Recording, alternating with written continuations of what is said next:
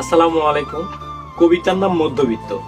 আমরা হতাশ নই, ভীষণ ধৈর্যশীল, শব্দ ছাড়া কান্নাও ধরে রাখতে জানি। তবে আমরা পরাজিত। এই সমাজ আমাদের নাম দিয়েছে মধ্যবিত্ত। আমাদের বয়স বাড়ার আগেই কাঁধে কোটি দায়িত্ব।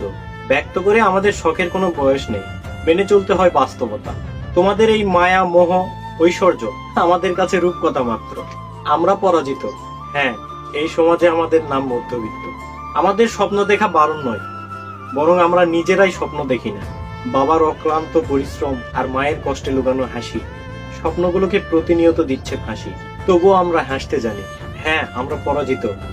এই সমাজ আমাদের নাম দিয়েছে মধ্যবিত্ত। আচ্ছা, আমরা এই দোষ কাকে দিব? নিশ্চয়ই টাকাকে নয়, কেননা টাকার তো কোনো ক্ষমতা নেই আমার জীবনকে কেনার। আমরাই তো টাকাকে বানিয়েছি দেবী, আর হয়ে উঠেছি নিজেদের বানানো টাকার পূজারী।